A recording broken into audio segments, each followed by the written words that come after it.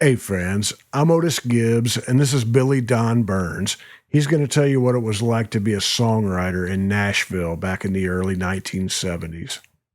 It was 1972, and I didn't know anybody, and I was broke, and I was hanging out on Broadway down there, and spent a couple of nights in the rescue mission there, and I met Lynn Owsley, a steel guitar player, and he got me moved in over in East Nashville.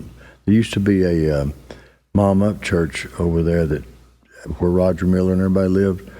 Well, when she died, Miss Irvin next door took over that deal, and it's on Boscobel Street in East Nashville.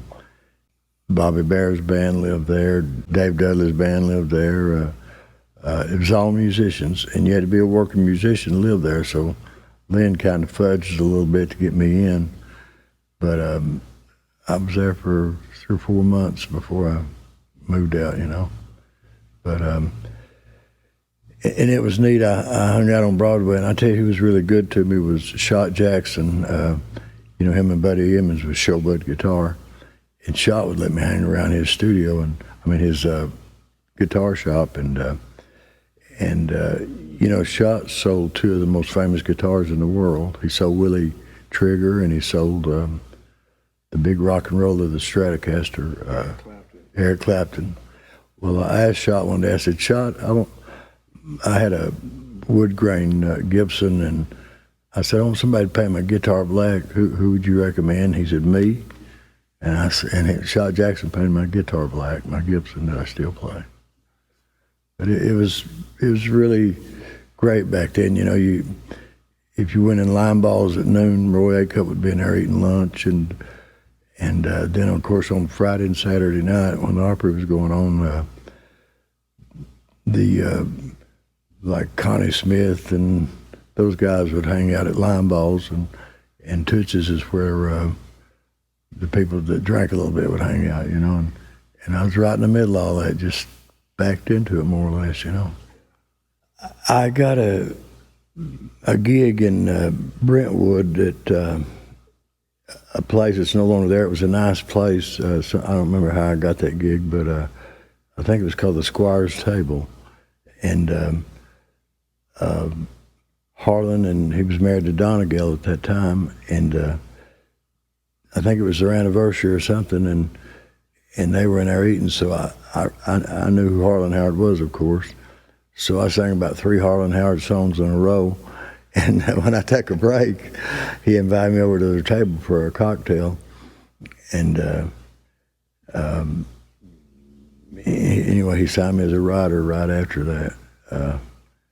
And I was only with Harlan for 3 or 4 months, and he sold out the Tree, and he told me when he did, he said, I could probably take you to Tree, but I don't know if you really would be a good place for you, because he said they've got all the big writers, Willie Nelson, Hank Cochran, Curly Putman, all of them, and I'd met somebody that wrote for Mel Tillis, and I ended up going to Sawgrass Music, and I'm glad I did.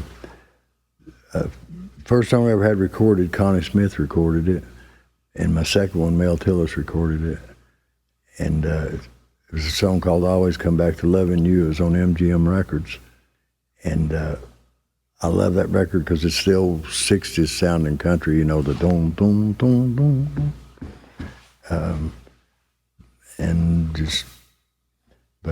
That's where I met Harlan, was in that place I was playing out there in Brentwood. Don Davis, he was a pretty famous road musician, and he was Anita Carter's husband. And Don ran Harlan's publishing company, Wilderness Music, which was a little house on 17th Avenue. It was really neat, Harlan had all the downstairs, and he rented the top out to Twitty Bird Music, which was Conway Twitty, and then a guy came down from New York named Paul Tannen, and he rented our office out to Paul. And Paul had Steve Young was a writer for him, and I was around Steve back in those days, which was really cool, But I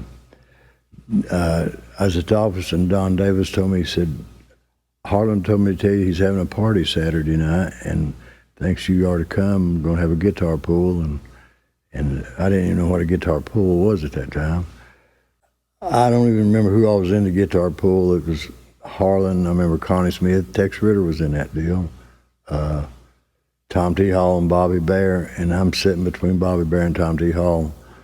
And it just became a real big Tom T. Hall fan because Clayton Delaney was what he had out. And so Tom T. passes me the guitar, and I don't even remember what I sang. I was scared to death. And I'd look at Bob every now and then, and I'd think he's thinking, when am I going to hand him that guitar, you know? But anyway, I made it through that deal, and that was just a really neat place to be. I mean, everybody at that party was a star, but me, you know. And there I was right in the middle of it, you know. Yeah, playing on Broadway one time, Tom T. come in and got up and sang. And he got up and he did Clayton Delaney, which that wasn't much after the Harlan deal. I was writing for Mel at that time, so it was within a couple of months after that. And that was my only 2 run-ins with him, really. I might have seen him at a songwriting deal or something, but I was right between him and Bobby Bear that night at Harlan's, you know. It's pretty wild. And, you know, I lost track of Lynn Owsley for a lot of years. I went to Ernest Tubbs' funeral, and that was the last time I seen Lynn for years. And Jimmy Day, the steel guitar player, Jimmy was a buddy of mine, and he called me and he said, hey, man, I'm in Nashville with Ray Price. He's doing something at TNM, but he's not using the band. And I thought I'd come spend the day with you if you're not busy. And I said, man, that'd be great. At that time, me and Hank Cochran had a publishing company out at his house in Goodlettsville. And so I went, and Jimmy told me, he said, look for the bus, and I'll be on the bus at the Red Roof Inn in Goodlettsville. So I pull up to the bus and walk on it, and Lynn Owsley is the bus driver. And hadn't seen Lynn in years, you know, and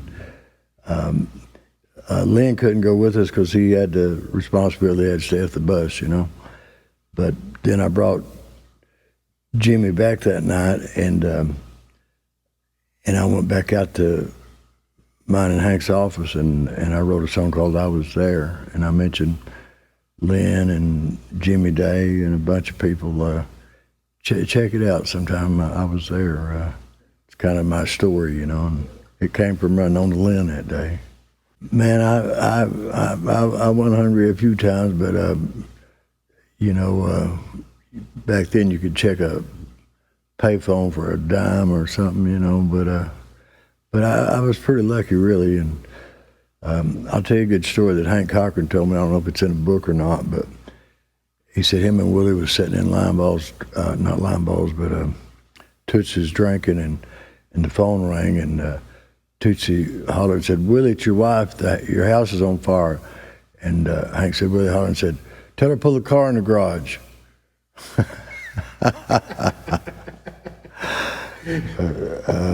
Yeah, and you know, Tootsie, my first 10 years in Nashville, probably, she still ran that place, you know.